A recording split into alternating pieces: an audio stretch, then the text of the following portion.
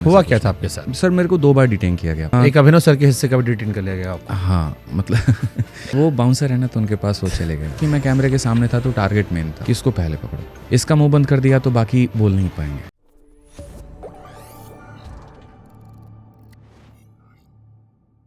हुआ क्या था आपके साथ? मेरे साथ भी था और भी शिक्षक थे। हम बातें कह रहे थे जंतर मंतर के पास में। सर मेरे को 2 बार डिटेन किया गया। पहली बार हम डीओपीटी ऑफिस से हुए तो वहाँ से डिटेन करके ले गए बवाना, और बवाना एक अभिनव सर के हिस्से का भी डिटेन कर लिया गया आपको? हाँ मतलब तो उनको नहीं किया गया था ना? वो बाउंसर है ना, तो उनके पास वो चले गए। वो कहते हैं कि मुझे कोई डिटेन नहीं कर सकता है तो इसीलिए बाकी हालांकि इसीलिए आपको डबल टाइम कर लिया। हाँ, कि उनके हिस्से का भी मैं चला गया। मैंने कहा सर कोई बात नहीं, आपके हिस्से का मैं चला जाता हूँ। आप भी मैथ पढ़ाते हैं, वो भी मैथ पढ़ाते हैं। तो मैंने कहा इक्वेशन बराबर कर देंगे सर। 2 लोग 2 बार डिटेन सही रहेगा। तो पहली बार जब मैं गया तो बवाना साइड मुझे लेकर के गया। उनका उद्देश्य था कि बस भीड़ को अलग करो, इनको शहर के बाहर में छोड़ दो, जो नॉर्थ दिल्ली एरिया है उसके बारे में इनको छोड़ दीजिए कि आएंगे ही नहीं, दोबारा प्रोटेस्ट ही नहीं करेंगे।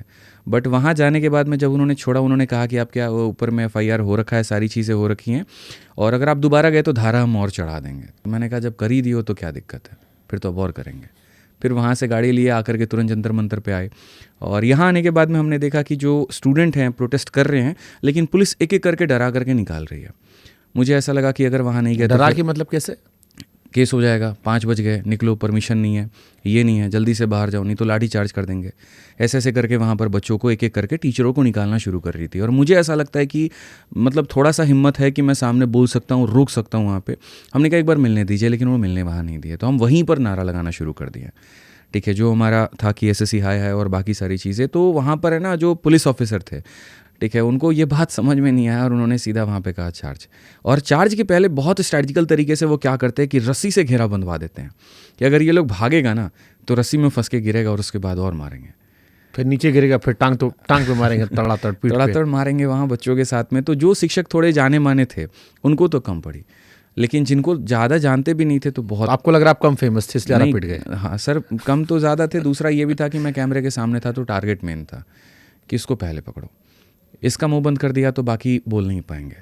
इस तरीके से कि 2 लोग थे, मैं था, विक्रमजीत सर थे, हम दोनों को उसी तरीके से कि बस इनको शांत कराओ, ये शांत हो गए सारी भीड़ भाग जाएगी। और इसी वजह से फिर उसके जो 4-5 लोग लगे सर उठाने में, ऐसे भी नहीं कि हाँ मतलब चले जा रहे हैं उठ करके एक बार में, पकड़ के लेके जा रहे हैं। हम नारेबाजी वहाँ पर कर रहे हैं, बहुत गंदे तरीके से बस में ढकेला, पूरा गले वाले से ये सारा छिल गया पूरा।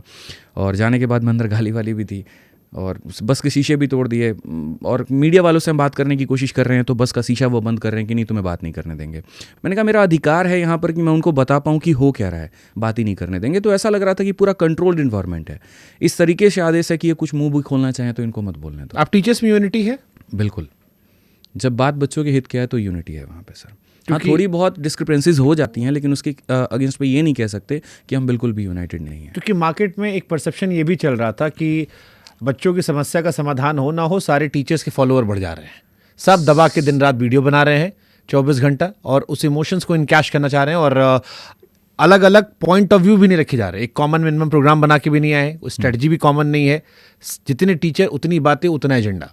सर सबसे पहले मैं आपके एक पॉइंट का जवाब दूंगा कि यूनिटी वाली बात। मेरे लाइफ में काफ़ी ऐसे टीचर्स हैं जिनके साथ में मेरी कंट्रोवर्सी भी हुई, कहा सुनी भी हुई, लेकिन जब बात बच्चों की हित की आई तो वो भी हों या मैं भी हूँ, हमने सामने से गले भी लगाया, हमने हाथ भी मिलाया, हमने वो कभी कैमरे के आगे नहीं दिखाया। बात यहाँ पर इसीलिए थी क्योंकि हम मिल रहे हैं बच्चों के हित के लिए, अपने हित के लिए नहीं मिल रहे हैं। तो जब बात बच्चों की आती है सारे गिले शिकवे दूर हो जाते हैं। ठीक है। दूसरा सर, आपने कहा कि ऑनलाइन बहुत ज़्यादा होड़ मची होती है फॉलोअर या वीडियोज़ की। हम ऑनलाइन के शिक्षक हैं, हमारे पास में जो मीडिया है हमारा यूट्यूब है, जहाँ से हमने बच्चों को जोड़ा है, जहाँ से हमने बच्चों को बताया है। तो ऐसा तो नहीं हो सकता ना कि पढ़ाते वक्त में हम ऑनलाइन जो है यूट्यूब पर पढ़ाएंगे, अब प्रोटेस्ट का वीडियो जो है जाकर के हम यहाँ पर वीडियो में ही नहीं डालेंगे। इसलिए आया जैसे रेलवे वाले बच्चे नाराज थे। हाँ सर, उसके बाद अलग अलग प्रोटेस्ट आए। क्योंकि मैं खुद जब मैंने ट्विटर पे पोस्ट किया तो मुझे याद है, मुझे करेक्ट करने बहुत सारे बच्चे आए कि आप लोग इस प्रोटेस्ट को केवल SSC बेस्ड क्यों कर रहे हो, और ये मुझसे उन्होंने कहा।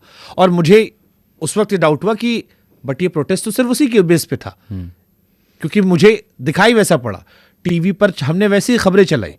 बाद में पता लगा कि नहीं, इसमें जो बच्चों को बुलाया गया था वो अलग अलग मसलों को लेकर आया गया था, और उसमें जिन लोगों ने पेश किया वो एक तरह से बातें पेश नहीं की गई, जिससे शायद बाद में कुछ बच्चे, कुछ टीचर्स थोड़ा नाराज भी हुए थे। सर उनका नाराज़ होना लाजमी भी है, क्योंकि हम भी ने भी एक्सपेक्ट नहीं किया था कि ये एसएससी डायरेक्टेड हो जाएगा, क्योंकि जब सारे शिक्षक आए थे तो उद्देश्य एक ही था कि भारत के सारे शिक्षक मिल करके डीओपीटी के मिनिस्टर से ये कह पाएं कि आपके एजुकेशन सिस्टम में कितनी बड़ी लूप होल है। आप जो रेलवे की प्रक्रिया, जो कि सर भारत में अगर सबसे ज़्यादा सरकारी नौकरी कोई देता है तो वो रेलवे है, और रेलवे में अगर आप देखोगे तो चाहे ग्रुप डी की बात हो या एनटीपीसी की बात हो, हर जगह पर दिक्कत है। कैलेंडर आ जाता है तो पेपर नहीं होता, पेपर हो जाता है यहाँ तो रिजल्ट की बारी नहीं आती। तो वो भी हमारा एक कंसर्न था जिसको लेकर के हमने सेपरेट ड्राफ्ट तैयार किया था। एसएससी में भी सेम इसी तरीके की प्रॉब्लम थी तो हमने उसका भी तैयार किया था। लेकिन जब मिनिस्टर मिले ही नहीं और वहाँ पर पूरा आउटब्रेक हो गया तो वहाँ पर फिर मतलब आउट ऑफ कंट्रोल हो गई सिचुएशन।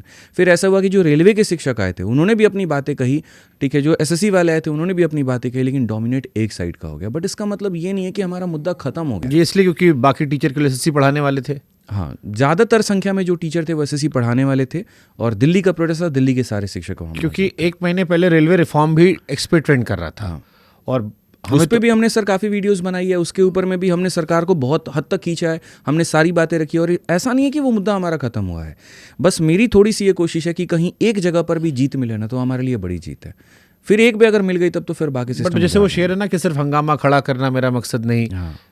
इन छात्रों के प्रोटेस्ट से मुझे सिर्फ हंगामा ही दिखा कि ट्विटर पर ट्रेंड हो गया, सोशल मीडिया पर आ गया। पहले तो टीवी नहीं उठा रहा था, इस बार आप लोग की थोड़ी जीत ये थी कि टीवी ने भी इस मसले को उठाया। हम लोगों ने दबा के, हम लोगों ने इस पर स्टैंड लिया। बट इससे आगे क्या निकला है? 31 जुलाई से अभी तक क्या हासिल हुआ? आपको क्या लगता है क्या बदलाव हुआ? कल डीओपीटी मिनिस्टर साहब के साथ मीटिंग है। मान गए? हाँ बिल्कुल मान गए हैं। मतलब काफ़ी लिंक्स लगाए हमने, काफ़ी सारी चीज़ें की हैं, तब जाकर के वो माने हैं। और सर मंत्रालय तक भी तो ये बात गई है। तो अब कल जब मीटिंग होगी तो वहाँ पर ये सारी बातें रखी जाएंगी, और अगर वहाँ पर एक वैलिड तरीके से वो बातों को आगे लेकर के कैरी ऑन करते हैं, हमें आश्वासन भी देते हैं, या उनकी बातों से ऐसा लगता है कि हाँ चेंजेस हो सकता है, तो शायद ये हंगामा रुक जाए। लेकिन अगर ऐसा नहीं होता है तो सर ये फिर किसी के हाथ में भी नहीं होगा ये हंगामा रुकना या कुछ और, क्योंकि सर एक लिमिट होता है। आप किसी को निचोड़ोगे ना तो उसका एक लिमिट है, एक पॉइंट पर वो भी इंसान टूट जाता है। हर चीज़ का एक पॉइंट है। आप किसी को इतना भी मत डरा दो कि उसके बाद डर ही खत्म हो जाए। तो बच्चे के अंदर में अब ऐसा है कि थोड़ा सह रहा है, थोड़ा सह रहा है, थोड़ा सह रहा है, बट अब सर सब कुछ उसके हाथ से जब खत्म होता हुआ दिखेगा ना तो या तो वो तैयारी छोड़ देगा या फिर जो तैयारी करवा रहे हैं उनको फिर नहीं छोड़ेगा। इस देश के अगर कॉमन इंसान को आपको समझाना हो कि ये मुद्दा कितना बड़ा है और क्यों कॉमन इंसान को कनेक्ट होना चाहिए, आप कैसे बताओगे? सबसे पहले तो आप ये देखिए कि आप काफ़ी वक्त लेते हैं 6ठी क्लास से लेकर के 10वीं क्लास तक की पढ़ाई करने में। आपके मन में हमेशा एक सपना ये होता है कि अब आगे चल करके कुछ बड़ा हम बनेंगे, बड़ा अधिकारी बनेंगे, ठीक है। लेकिन आपके फाइनेंशियल्स डिसाइड करते हैं एक पॉइंट पर आकर के आप आगे किस फील्ड में जाने वाले हैं। ज़्यादातर भारत में जो आम लोग हैं उनके पास में इतने पैसे नहीं है कि हर कोई अपने बच्चे को इंजीनियरिंग करवा पाए, मेडिकल करवा पाए। तो ऐसे केस में एक मिडिल क्लास फैमिली का जो सपना बन जाता है वो सरकारी नौकरी की तरफ में झुक जाता है। कुछ लोगों के लिए पैशन भी होता है, कुछ लोगों के लिए अपने स्तर से उठ करके आगे बढ़ने के लिए एक जज्बा होता है। क्योंकि अगर आपने कई सारे कहानी आपने सुने हैं कि पंचर बनाने वाला आईएएस बना, वो प्रेरणा देता है इस समाज को कि भाई ऐसा व्यक्ति जिसके पास में कुछ भी नहीं है वो भी इस देश के सबसे ऊंचे पद तक जा सकता है।